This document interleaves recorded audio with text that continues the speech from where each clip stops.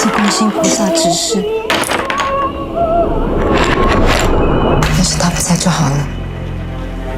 学姐，你怎么知道我还在学校？我睡着了。震耳欲聋的雷声配上悬疑配乐，营造恐怖诡谲氛围。每个声音小细节都暗藏巧思。电影《返校》今年入围最佳音效，幕后团队含金量十足。像你们现在访问我，拿这个 mini 麦给我啊，我非常讨厌它被看见，所以我一定要把它藏起来。专访前，连别麦克风的小细节都有所坚持。他是返校的同步录音师汤香竹，从业20年，不只是金马5、6的杰出工作者得主，也是音效大师杜笃之的徒弟。杜哥刚好那时候在中影上班，他也没想到有一个人会自投罗网，只有2件事情：不讲话跟骂我。然后也不能乱问问题，乱问问题的话，他会觉得你没有用脑筋。音效这一行多半是师徒制，汤香竹跟着杜笃之将近20年，从最基层的收音师做到现场混音师，合作过的导演包括侯孝贤、杨德昌、蔡明亮和魏德胜，更是固定合作伙伴。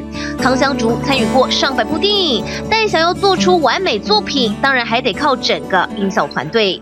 为什么要盖这么大呢？因为现在的戏院其实都是300-400个座位，其实很大。那我们如果是一间小小的混音室，那混出来的音场其实会跟戏院还是有一点点差异。拥有60年历史的中影片厂里头有一间杜比录音室，这里是混音师简风书工作的地方。前年他靠着《天黑请闭眼》拿下金钟，今年则是凭借《返校》入围金马。片中运用大量的惊悚音效，光看电脑音轨就让人头皮发麻。整部片几乎用了256轨。那你的职业病还有眼睛吧？对，眼睛可能就是视力要好一点，这样在那边摸索到底这个导演喜不喜欢，然后这个观众听了会怎么样。电影声音的组成分为演员对白、纯音效制作、Foley 拟音制作以及电影配乐，得配合电影剧情需要，各种声音互相搭配做适度调整。定剪之后，我们声音部门会跟导演还有配乐一起开一个看片的会议，这样慢慢看下来，我们哪边需要下哪些音效，然后那这边是不是要让给音乐，我们音效就推一点。除了音效营造氛围，动画特效也不可或缺。画蛇添足，想象成真，为观影者的视觉大大加分，逼真画面让人更入戏。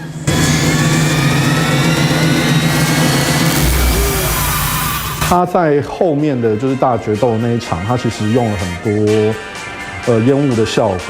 担任红衣小女孩系列视觉特效总监的叶仁豪揭秘外传电影里某些那决斗场面背后花费多少心力，完成最精彩的一场戏，也取得金马入场券。他们在拍摄的时候，他们其实在忘忧森林的那个地方，那个地形其实还蛮复杂的。然后我们基本上是把他们整个拍摄的区域，我们全部用扫描的方式把它扫描下来，然后回到我们这边来，就是去有一个3D 的雷射的一个点云，可以去还原现场的一个场景的一个技术。利用仪器扫描进电脑，计算成模型，精准还原拍摄现场背景，把片场的不可能化为可能。其实视觉特效又称为 VFX， 是一项跟着时代不断演进的产业，尤其近年来3D 电影市场兴起。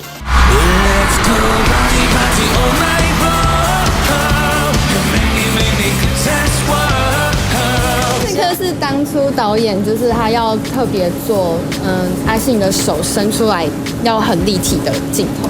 五月天人生无限公司3D 演唱会电影的这一幕，就像真的能握到阿信的手。兔酱特效公司独步亚洲，开发2D 转3D 高自动化技术，让五月天接连2部片都找他们合作，还入围金马5、6最佳视觉效果奖。我们只有看到的是2D 的影片，那我们就是要把它另外做分层，就是像这很多房子，我们要把它一层一层分开来，然后给它不一样的颜色。